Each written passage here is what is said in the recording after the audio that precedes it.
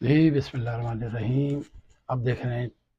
Urdu Globe T V Canada Pakistan. آج کی کچھ اہم خبریں ہم اس پہ اپنا ولاگ کریں گے، اس میں گفتگو کریں گے. آج عمران خان کو اور ان کی اہلیہ کو 17 سال قید کی سزا دی گئی ہے توشہ خانہ کیس 2 میں، اور 1,60,00,000 روپے کا بھی جرمانہ کیا گیا ہے. فیصلے ایک کے حوالے سے تو سب کو پتا تھا کہ فیصلہ جو بھی آئے گا وہ ظاہر ان کے خلاف آئے گا. 10 سال یا 14 سال کی سب کو توقع تھی، کیونکہ جو عمران خان کے حوالے سے کیسز کے فیصلے آ رہے ہیں اس میں 10 سے 14 اور اب یہ 17 سال کا فگر بھی شامل کر دیا گیا ہے. اور یہ ابھی تو 9 مئی کے واقعات بھی ہیں، اور کچھ لوگوں کو خدشہ یا توقع ہے کہ 9 مئی میں بھی بہت سخت ترین سزائیں متوقع ہیں. بات یہ ہے کہ جی عطا تارڑ جو اس وقت وفاقی وزیر برائے اطلاعات ہیں، وہ فرماتے ہیں کہ جی یہ فیصلہ جو ہے انصاف پر مبنی ہے. وہ کیسے ثابت کر سکتے ہیں کہ یہ انصاف پر مبنی ہے؟ فیصلہ تو انصاف پر مبنی جب ہوتا ہے جب آپ 90s سے شروع کرتے. نواز شریف صاحب نے بھی اپنے وزارت عظمیٰ کے تمام ادوار میں جو تحائف لیے، اگرچہ ان کی تفصیل آ چکی ہے، اس کے بعد وزیر اعلیٰ کے بھی جو توشہ خانہ سے تحائف لیے گئے ہیں ان سب کی تفصیلات حکومت کو خود جاری کرنی چاہیے، چاہے وہ شہباز شریف کی ہوں، وہ وفاقی سطح پر تمام وزرائے اعظم کی ہوں، شوکت عزیز کی بھی آ چکی ہیں، جنرل مشرف کی بھی آنی چاہیے. اور شہباز شریف کی بطور وزیر اعلیٰ، بطور وزیر اعظم، صدر پاکستان زرداری صاحب کے بھی حوالے سے آ چکی ہیں کہ انہوں نے اپنے اپنے ادوار میں کئی تحائف لیے اور بہت کم قیمت دے کے وہ گئے. اگرچہ قوانین بعد میں تبدیل کر دیے گئے لیکن وہ بھی غلط تھا. چاہے وہ توشہ خانہ سے انہوں نے تحائف کچھ پیسے دے کر لیے. اس میں صرف ایک بڑی ٹیکنیکل بات ہے کہ سب وزرائے اعظم نے ان سے فائدہ اٹھایا توشہ خانہ سے. کم از کم عمران خان کو اس سے گریز کرنا چاہیے تھا. ممکن ہے انہوں نے خود یہ پلان نہ کیا ہو کہ میں ان کو مارکیٹ میں سیل کر کے یا اس کی کم قیمت لگوا کے تحائف لے لیتا ہوں. ان کی اہلیہ نے ممکن ہے کہا ہو، کیونکہ انہوں نے تو الیکشن سے پہلے کہا تھا کہ یہ سب لوگ اپنے ذاتی اکاؤنٹ میں بھی پیسے جمع کراتے ہیں، تھوڑے پیسے دے کے تحائف لے جاتے ہیں. تو وہ تو جب ان سب لوگوں پر تنقید کر رہے تھے تو انہیں تو بڑی احتیاط کرنی چاہیے تھی، جسے کہتے ہیں نا کہ پھونک کر چلنا چاہیے تھا. لیکن ان سے یہ غلطی ہوئی، اور اس غلطی کو جو اپوزیشن یا اسٹیبلشمنٹ یا مخالف لوگ، یا جب حکومتیں تبدیل ہوتی ہیں تو پاکستان میں جب مخالف ہواؤں کے جھکڑ چلتے ہیں تو اس میں وہ پھر یہ نہیں دیکھتے کہ آپ نے کتنی اماؤنٹ کا فائدہ اٹھایا، وہ تو کسی بھی چھوٹے سے پوائنٹ پر بھی سزا دینے کے لیے تیار بیٹھے ہوتے ہیں. جیسے نواز شریف کو پاناما کیس میں سزا دی گئی کہ جی انہوں نے اپنے بیٹے سے کوئی تنخواہ نہیں لی. یہ تو ایک مزے کا خیز سا فیصلہ تھا، اور سب کو پتہ ہے کس طرح آیا فیصلہ اور کس نے کرایا ہے. پاکستان میں بالکل طے ہے. اب پیپل پارٹی کے دور میں یوسف رضا گیلانی نے بھی لیا، ترکی کے وزیر اعظم کی اہلیہ نے، پھر انہوں نے بعد میں شرمندگی پہ اس کو واپس بھی کیا. تو اور اس کے علاوہ بھی انہوں نے، ان کے صاحبزادوں نے جو مبینہ طور پر پیسہ بنایا اور جو کیسز تھے، ہم اس پہ ابھی بات نہیں کریں گے. ہم صرف یہ بات کریں گے کہ نواز شریف نے یا گیلانی نے یا شوکت عزیز نے یا ایون جنرل مشرف نے ان کے دور میں جو تحائف آتے رہے اور انہوں نے بہت کم پیسے دے کے تحائف لے لیے، وہ اپنے اختیارات کا تجاوز تھا. کیا کسی میں جرت ہے کہ وہ پرانے مشرف کے یا شوکت عزیز کے کیسز دوبارہ کھولے اور قوم کو بتایا جائے کہ انہوں نے کتنے پیسے لیے تھے، یا جنرل مشرف کو جو سعودی عرب کے شاہ نے ان کے اکاؤنٹ میں بہت بڑی اماؤنٹ دی تھی، اس کے بارے میں کچھ تفصیلات بتائی جائیں۔ پاناما بھی غلط تھا، 90 میں جو اپارٹمنٹ لیے گئے تھے اس میں میاں صاحب کو سزا دی گئی تھی، وہ بھی غلط تھی۔ جن سیاستدانوں کا تعلق اسٹیبلشمنٹ سے ہوتا ہے وہ روابط استوار رکھتے ہیں، بنا کر رکھتے ہیں، ان کو پھر سزائیں نہیں ملتی۔ ابھی آپ دیکھ رہے ہیں کہ پی ٹی آئی کے 4 لوگوں کو 10 سال قید ہوئی ہے، ڈاکٹر یاسمین راشد اور سرفراز چیمہ، اس میں مخدوم سابق وزیر خارجہ پی ٹی آئی کے بڑے اہم رہنما، ان کو سزا نہیں ہوئی اور وہ کچھ عرصے کے بعد ان کو بری کر دیا جائے گا، کیونکہ ان کے اسٹیبلشمنٹ سے معاملات بہتر ہوتے جا رہے ہیں۔ عمران خان کو جب سزا دی گئی تو وہ یہ سزا سن کر مسکرائے، ان کو پتہ تھا کہ سزا یہ مجھے دیں گے اور انہیں معلوم تھا، اور یہ ایک بڑی حیرانگی کی بات ہے کہ فیصلہ جو ہے ایک ماہ قبل تحریر کر لیا گیا تھا۔ اب کر لیا گیا تھا یا کر کے رکھ لیا گیا تھا یا انہیں بھجوایا گیا تھا، یہ جج صاحب نے اس کو کل اناؤنس کیا ہے، جمعے کے دن۔ اس کے علاوہ ہم بات کریں گے بنگلہ دیش میں۔ بنگلہ دیش کے جو اسٹوڈنٹ لیڈر تھے عثمان ہادی، انہیں پچھلے دنوں موٹر سائیکل پہ 2 نقاب پوشوں نے فائرنگ کر کے مار دیا تھا، اور گولی جو ہے ان کے سر میں لگی تھی، کان کے ایک حصے سے لگ کے دوسری جانب سے نکل گئی تھی، اور ظاہر ہے وہ شدید زخمی تھے، انہیں علاج کے لیے سنگاپور لے جایا گیا، مگر وہ زخموں کی تاب نہ لا کر سنگاپور میں خالق حقیقی سے جا ملے، اور پھر ان کا جو ادا کی گئی جس میں لاکھوں لوگوں نے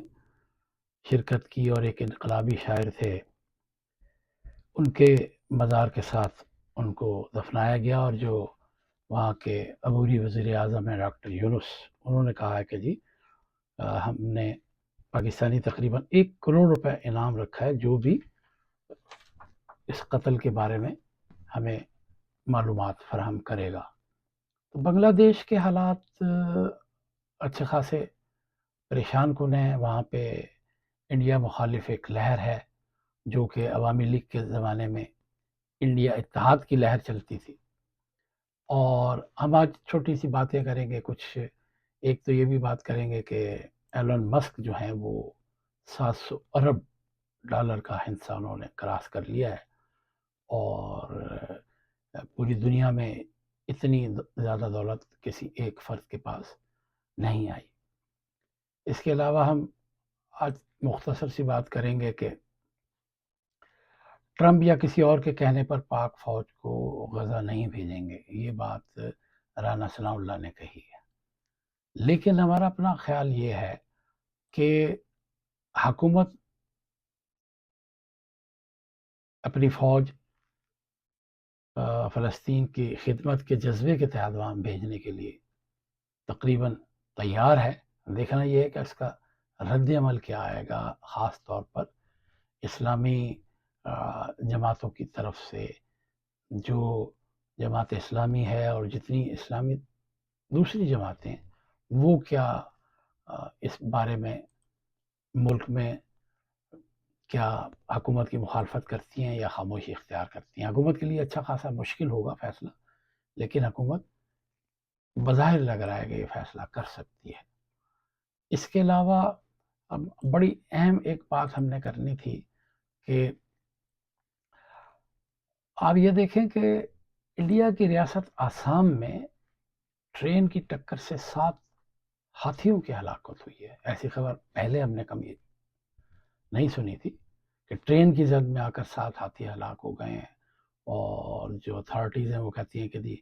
ہاتھیوں کا ایک پورا ریوڑ وہ ریلوے لائن عبور کر رہا تھا کہ اس دوران آنے والی ٹرین نے انہیں ٹکر مار دی، اور اس ٹکر سے جو ہے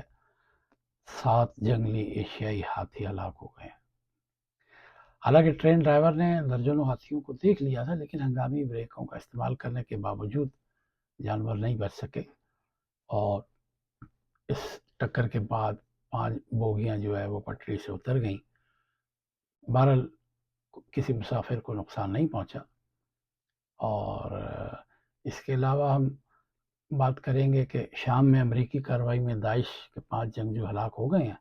اور امریکی فضائی حملوں میں شدت پسند تنظیم داعش کے 5 جنگجو مارے گئے ہیں، اور اردن نے بھی اس حملے میں شامل ہونے کی تصدیق کی ہے، اور ایک حملے میں 2 امریکی فوجیوں اور ایک مترجم کی ہلاکت کے بعد ہفتے کو 70 سے زائد اہداف کو نشانہ بنانے کا دعویٰ کیا ہے امریکہ نے وسطی شام کے شہر بالبرا میں۔ اور 9 مئی کے واقعات میں جو پی ٹی آئی رہنماؤں یاسمین راشد، عمر سرفراز چیمہ، اعجاز چودھری اور میاں محمود الرشید کو 10 سال کی سزا ہوئی ہے، اس کا بھی لوگ پی ٹی آئی یہی توقع کر رہی تھی کہ اسٹیبلشمنٹ بہت زیادہ سختی کر رہی ہے، بہت زیادہ زیادتی کر رہی ہے، اور ڈاکٹر یاسمین راشد جو ضعیف بھی ہیں، بیمار بھی ہیں، خاتون بھی ہیں، اور وہ وہاں تھی بھی نہیں، اور بظاہر انہوں نے بہت سے پروگراموں میں بھی کہا تھا، حکومت کو بھی کہا تھا کہ جی میں نے تو لوگوں کو اس جانب 9 مئی کو جانے سے منع کیا تھا کیونکہ وہ حساس پراپرٹیز تھی، لیکن اس کے باوجود انہیں بھی سزا دی گئی ہے، اور ان کو گلبرگ کے قریب جو گاڑیاں جلانے کے کیس میں ابھی 33 ملزمان کو نامزد بھی کیا گیا ہے، اور کلمہ چوک کنٹینر جلانے کے مقدمے میں 7 ملزموں کو اشتہاری بھی قرار دیا گیا۔ شاہ محمود قریشی کا ٹرائل نہیں ہوا، اس کی وجہ یہ تھی کہ ان کا دونوں مقدمات میں چالان پیش نہیں کیا گیا تھا۔ اور عثمان ہادی کے حوالے سے ہم نے آپ کو بتایا، بنگلہ دیش میں عبوری حکومت کے چیف ایڈوائزر یونس صاحب جو ہیں، انہوں نے کہا کہ جی عثمان ہادی ہمیشہ بنگلہ دیشیوں کے دل میں زندہ رہیں گے۔ وہ کروڑوں لوگ اس لمحے کا انتظار کر رہے ہیں کہ بیرون ملک موجود بنگلہ دیشی بھی ہادی کی باتیں سننے کے منتظر ہیں۔ انقلاب مارچہ جو ہے یہ عثمان ہادی کی وجہ سے لاکھوں طلبہ سڑکوں پر آئے، اس کی وجہ سے بنگلہ دیش کی وزیر اعظم کو ملک سے فرار ہونا پڑا، اور وہ انہیں انڈیا میں پناہ لینی پڑی۔ شروع میں تو انہوں نے بنگلہ دیش کی وزیر اعظم نے بڑا مذاق اڑایا تھا انقلاب مارچہ کا، لیکن وہی انقلاب جو ہے ان کی حکومت کے خاتمے کا باعث بنا۔ ہم نے چند خبریں آپ سے شیئر کی، کچھ خبریں ہم آپ سے اور شیئر کر دیتے ہیں کہ روسی صدر جو ہیں ولادیمیر پوتن، انہوں نے کہا ہے کہ اگر مغرب روس کے ساتھ احترام کے ساتھ پیش آئے تو مزید جنگیں نہیں ہوں گی۔ اس کا مقصد یہ ہے کہ ان کا جو مین ایشو ہے وہ یہ ہے کہ جو یورپ ہے وہ ان کے ساتھ اس طرح تہذیب کے ساتھ پیش نہیں آتا جس کی وہ توقع کرتے ہیں، تو انہوں نے کہا ہے کہ جی روس کے ساتھ احترام کے ساتھ پیش آئیں تو مزید جنگیں نہیں ہوں گی، جبکہ پورے یورپ کو خطرہ ہے کہ اگلے 3 سے 5 سال میں روس یورپ کے کچھ ممالک پر حملہ کر سکتا ہے۔ لیکن صدر جو ہیں پوتن، انہوں نے ان دعووں کو مسترد کیا ہے کہ اور فضول قرار دیا ہے۔ انہوں نے کہا ہے کہ جی نئے کوئی خصوصی فوجی آپریشن کوئی نہیں ہو رہے، اور اگر آپ ہمارے مفادات کا احترام کرتے ہیں جس طرح ہم نے آپ کا احترام کیا ہے تو کوئی نیا آپریشن یا کوئی نیا محاذ نہیں کھلے گا، اور ہم مزید تعلقات بگاڑنا نہیں چاہتے۔